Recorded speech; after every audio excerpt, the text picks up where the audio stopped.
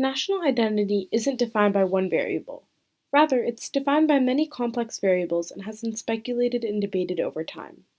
We often associate an American with cheeseburgers and a love for American football. However, on the flip side, France seems to have lost its national identity over the years. The debate about national identity in France began one night in 2009 when France competed against Ireland and won in a World Cup qualifier. However, the streets were filled with people in delight about Algeria qualifying for the World Cup instead. This sparked a national debate regarding French identity. Why were all these people living in France celebrating the Algerian soccer win rather than the France one? The debate is still going on though today. Currently, conflict is now brewing in France with the recent immigration influx as well as the Paris attacks and other terrorist incidents. The problem with national identity in France is that French citizens have refused to accept the cultural diversity flooding their nation, as well as not understanding which values they support which make them French. During the Revolution, there was a defining factor that brought people together. They were fighting for liberty, freedom, and brotherhood, the three colors that are represented on the French flag. Today, discrimination and confusion are tearing the French identity apart. This confusion around national identity isn't just eminent in the news stories itself. Studies have shown that when asking French citizens what it means to be French, 70% of pollers said that sharing a common language was very important, behind being born in France, 25%, and having shared customs and tradition, 45%. Clearly, there isn't a consensus on what specific factors defined French identity. However, these three factors that citizens have named have greatly contributed to the French identity crisis. So, in order to begin solving the French identity crisis, weakening the relationship between individuals in place of birth, while strengthening the relationship between state and individuals, will allow those wanting to be considered French to base their Frenchness on participation in French culture, rather than place of birth, which has served as a source of conflict in the French identity crisis. By weakening this factor, immigrants will feel safer and accepted more in the French community and become more willing to assimilate to create a new French culture. The French Revolution was spurred on by popular/ethnic nationalism. Nationalism is a compilation of ideas regarding the nation to improve it as a whole. Popular/ethnic nationalism is driven by the demands of the people against the government to inflict change in their communities. In France, the revolution was started by the debt of France in war, which led to food shortages. People protested against the king, the governing order, and this is an example of popular nationalism.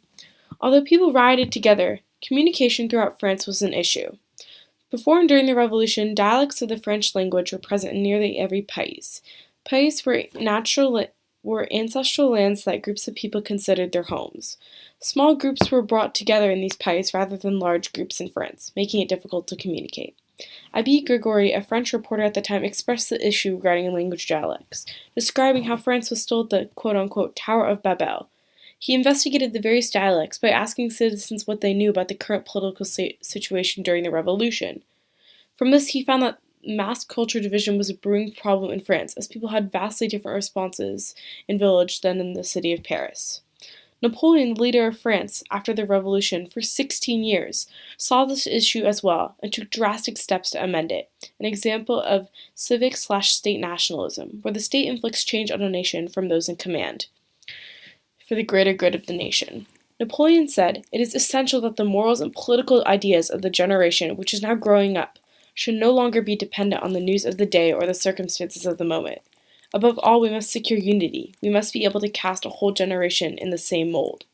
By teaching all children in French and providing them with education, he believed that this would help create unity, where everyone would understand each other and have common political views.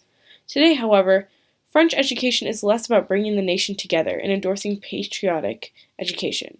Rather, it's about teaching basic skills needed to succeed in today's world. This may be another reason for the lack of social cohesion in France today. In regards to French education and language, the Académie, which is made up of writers and artists, are now involved to try to salvage the French language in their own country. By eradicating common English words that have replaced French ones, they hope to restore some aspects of French identity, which has been weakened.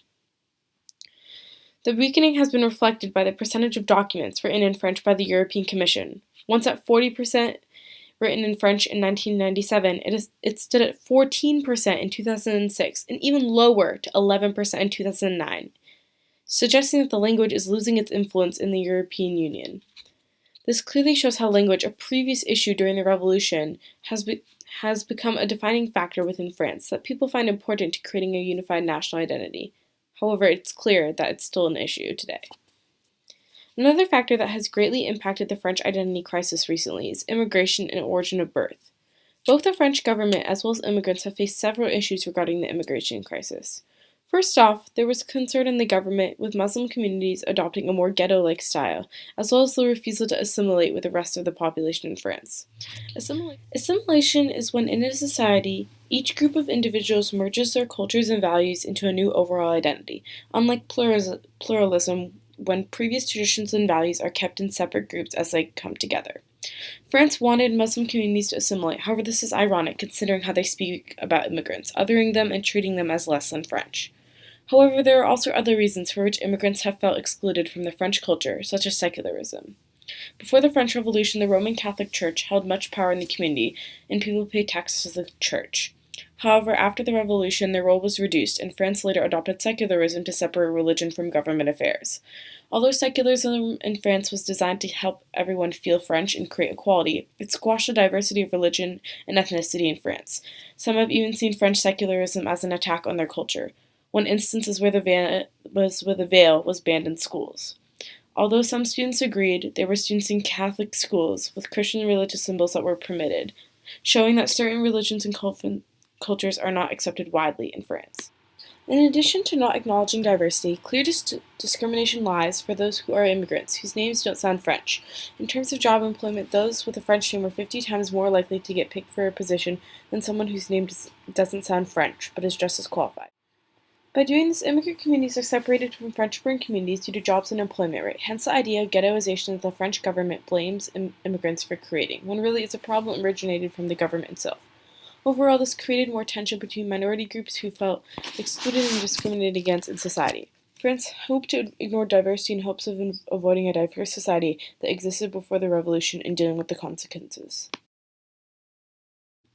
Tying into immigration, the French identity crisis has also been affected by customs and traditions and French republicanism.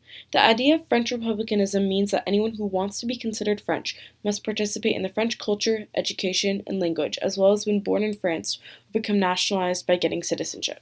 The French government has claimed that the immigration, and specifically the Muslim population in France, has integrated poorly. However, many French Muslims, either immigrants or French-born, have fit the bill in terms of meeting the expectations of integrating and immersing themselves in French culture. When negative claims are made against groups who have attempted to integrate and have followed the terms of French republicanism, this calls into question the strength and understanding of French republicanism in France, which would explain a difficulty understanding what it takes to be French. Moving beyond French republicanism, the notion of culture and tradition have also impacted France over time. Specifically, the idea of Americanization has been prominent in the past decade. Many point to France allowing American creations, brands, and lifestyles to take over their culture. The fingers point to France's decline as a military and diplomatic power. And of course, the invasion of France by everything from McDonald's and Pizza Hut to American pop music, movies, The Gap, Starbucks, and the internet. This shows how France doesn't know how to deal with the globalization and modernization in the current century, while preserving their national identity. This was shown in World War II, when France fell behind other powerful countries in terms of urbanization, but this was quickly made up the following 30 years with urbanization as well as an increase in agricultural jobs.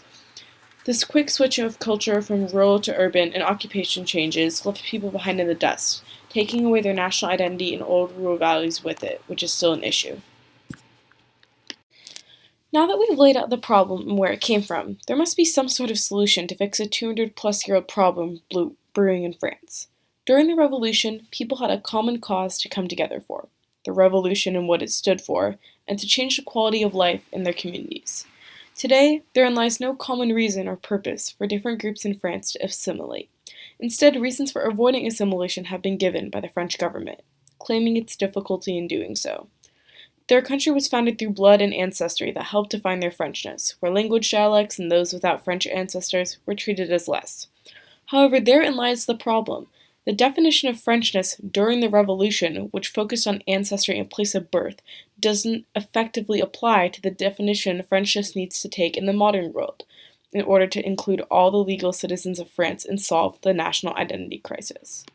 In order to begin creating a new French national identity, ignoring the current identities of those who feel othered and urging citizens to join the rest of the quote-unquote true French isn't a radical solution, as we fall into the same cycle of exclusion once more. But some have argued that the solution to the problems of exclusion in today's difference-blind Republican citizenship could be more openness to difference as long as it is in the name of pursuing equality. By acknowledging everyone's differences, assimilation would then ideally occur, where all individuals' views and cultures would have been understood and collectively would come together. In order to do this, one must rely on the strength of the French education system. Previously, the education system focused on ways to succeed in today's world. Now the system must focus on how teaching students to succeed with individuals around them, starting with understanding the cultural diversity present in their own society, while emphasizing the commonality of citizenship between them. This seems simple, however, France mustn't fall into the trap of relating cultural diversity to the older ideology about place of birth. This quote helps encompass the ideology that, in my opinion, best sums up the solution to the crisis. Above all, French leaders must reinvent a new identity for their country that builds on its vibrant culture but accepts the world of today. This helps strengthen the argument of revamping the idea of Frenchness based on current views rather than ancient ones. In order to do this, France must come to a consensus on which cultural values present in all citizens, not just the current quote-unquote ideal French citizens, matter most to bettering themselves as a country. Even if citizens have varying cultural traditions or have previously migrated to France, these are still citizens, people who are committed to the process of becoming French. Thus, focusing on origin of birth isn't as effective. Rather, the definition of Frenchness must be created with a focus of strengthening the relationship between individuals and state while striving to support the French citizens' values. By defining Frenchness heavily on the embracement and commitment to citizenship, citizens from all backgrounds with varying cultural traditions will feel more French and thus be more willing to assimilate with different cultures and individuals to agree on a key social construct that governs their lives, the French identity.